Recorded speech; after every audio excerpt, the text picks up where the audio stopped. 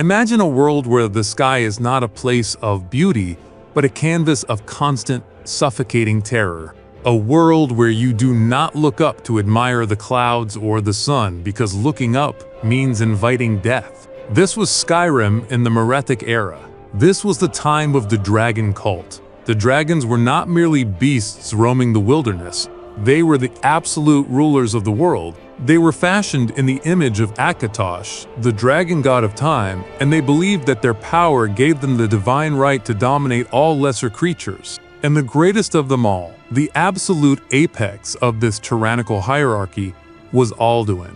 Alduin was not just a dragon, he was the World-Eater.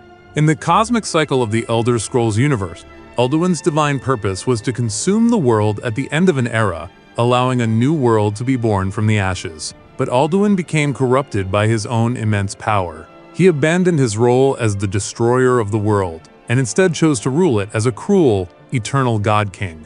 He created the dragon cult, elevating certain humans to the status of dragon priests. These priests were granted unimaginable magical power in exchange for absolute obedience, and they ruled over the rest of humanity with an iron fist, demanding tribute, sacrifice, and total submission. For generations, mankind suffered. They were slaves in their own homeland, slaughtered for the slightest transgression, building massive monuments to their draconic overlords. But the human spirit can only be crushed for so long before it sparks into a raging fire. The cruelty of the dragon cult reached a breaking point, and mankind chose that they would rather die fighting on their feet than live another day on their knees. The rebellion began. This was the dawn of the Dragon War. At first, it was an absolute massacre. Men died by the thousands. How could mortals made of flesh and bone possibly stand against immortal creatures whose scales were harder than iron, who could fly beyond the reach of any arrow, and who could incinerate entire armies with a single breath? The rebellion was doomed to fail. Mankind was facing extinction, but their desperate cries did not go unheard. Kine, the Nordic goddess of the storm and the mother of men, looked down upon her children and felt profound pity. She knew they could not win this war alone. They needed a weapon. They needed fire to fight fire. Kine intervened by calling upon Paarthurnax, a high-ranking dragon and the brother of Alduin. Paarthurnax had grown disgusted by Alduin's arrogance and his abandonment of their true cosmic purpose. Swayed by the goddess Kine, Paarthurnax made the ultimate choice. He betrayed his brother and sided with humanity. Paarthurnax taught the early Nords the most closely guarded secret of his race, the Thu'um, or the voice. To understand the gravity of this, you must understand that dragon language is not just a method of communication, it is tonal architecture. When a dragon speaks, they are projecting their will onto the fabric of reality itself. A dragon's shout is a debate with the universe, and the dragon is forcing the universe to concede. Paarthurnax taught mankind how to harness this latent power within themselves. He taught them how to breathe like a dragon. The first tongues were born. With the power of the Thu'um, the tide of the dragon war began to turn. Men could now shatter stone with their words, call down lightning from the sky, and push back the draconic hordes. Dragons began to fall from the sky, their immortal bodies slain by the very magic they thought belonged only to them. The dragon priests were overthrown, their temples besieged. But despite these incredible victories, the rebellion faced an insurmountable wall. They could not defeat Alduin. Alduin was fundamentally different from the other dragons. He was the firstborn of Akatosh, a primordial force of nature. No matter how many dragons the tongues shouted out of the sky, Alduin remained invincible, devouring the souls of the dead to replenish his strength. As long as Alduin lived, the dragon cult would never truly be destroyed, and mankind would never be free. Three of the greatest Nordic heroes emerged from the ranks of the tongues to face this impossible challenge: Hakon One-Eye, a warrior of unmatched ferocity; Gormlaith Golden Hilt, a fearless shield maiden whose hatred for dragons knew no bounds; and Feldir the Old, a wise and desperate scholar of the arcane. They realized that conventional shouts, the ones taught to them by Paarthurnax, would never be enough to bring down the World-Eater. The dragons had created those words, and therefore, those words could not destroy their king. The humans needed something new, something a dragon could never conceive of. Driven by decades of suffering, loss, and burning hatred, the early Nords created a weapon born entirely of human experience. They invented the shout known as Dragonrend. Dragonrend is perhaps the most fascinating and terrifying piece of magic in the lore of Skyrim. Dragons are immortal. They do not age, they do not suffer from the passage of time, and they have no concept of their own ending.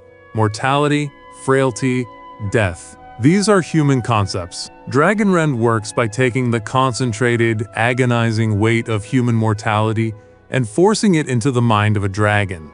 When a dragon is struck by Dragonrend, they are suddenly and violently forced to comprehend the concept of dying. It is a psychological shock so profound, a paradox so agonizing, that it paralyzes them. It cripples their ability to fly, forcing them to crash to the earth, entirely grounded by the sudden, crushing weight of temporary existence. Paarthurnax was horrified by the creation of this shout. To him, it was a dark and unnatural perversion of the voice, a weapon of pure malice, but he also understood that it was the only way mankind could survive. Armed with this dark new weapon, Hakon, Gormlaith, and Feldir lured Alduin to the very summit of the world, the peak of the throat of the world. The mountain trembled as the colossal black dragon descended, mocking the mortals who dared to challenge his divinity. The final battle of the Dragon War had begun. It was a clash that defied description. Fire and frost scarred the snowy peak. The very air fractured under the weight of the Thuam. Gormlaith charged with reckless abandon, her golden hilt gleaming through the ash and smoke. Hakon stood his ground, weathering blows that would have leveled a fortress. But even with the combined might of the three greatest tongues in history, Alduin was overwhelming. Then, they unleashed their secret weapon. They shouted Dragonrend. The word tore through the sky, hitting Alduin with the force of a falling moon. For the first time in his eternal existence, the World-Eater felt the agonizing terror of mortality. His wings faltered, his mind reeled. He crashed into the snow, vulnerable and grounded. The heroes pressed their attack, striking with everything they had, but it still wasn't enough. Alduin was weakened, he was grounded, but his physical form was too powerful, his divine essence too thick to be destroyed by mortal steel. In the chaos of the melee, Alduin struck back with devastating force. Gormlaith Golden Hilt, the fearless warrior who had slain countless dragons, was caught in his jaws and thrown aside, lifeless. Hakon was driven back, his strength failing. The battle was lost. Alduin was recovering, shaking off the effects of Dragonrend. In mere moments he would take to the sky again, and the world of men would end in fire. It was then that Feldir the Old made a choice that would alter the timeline of the universe. He realized they could not kill a god, so he decided to remove him from the board entirely. Feldir reached into his robes and pulled out an object of unimaginable, incomprehensible power, an Elder Scroll. Elder Scrolls are fragments of creation. They are prophecies written outside of time, artifacts that do not exist in the normal sense, yet bind the fabric of reality together. To even look upon an Elder Scroll without years of rigorous mental preparation is to invite instant blindness and madness. To attempt to weaponize one is an act of absolute, suicidal desperation. But Feldir had no choice. As Alduin reared his massive head to unleash a final, annihilating breath, Feldir opened the scroll.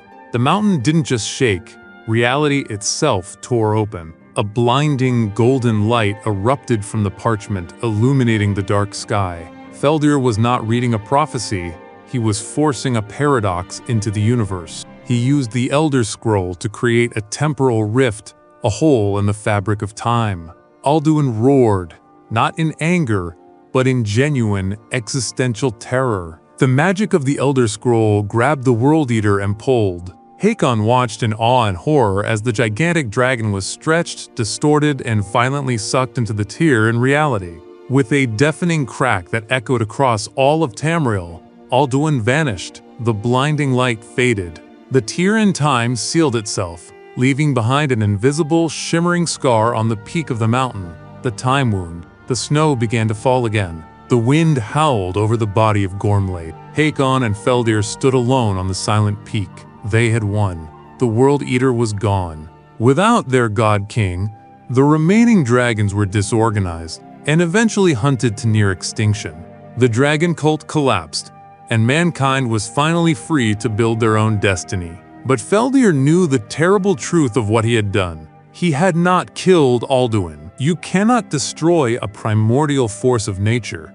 You can only delay it. By using the Elder Scroll, Feldir had simply taken the apocalypse and pushed it down the river of time. He had made Alduin someone else's problem. Paarthurnax knew this too.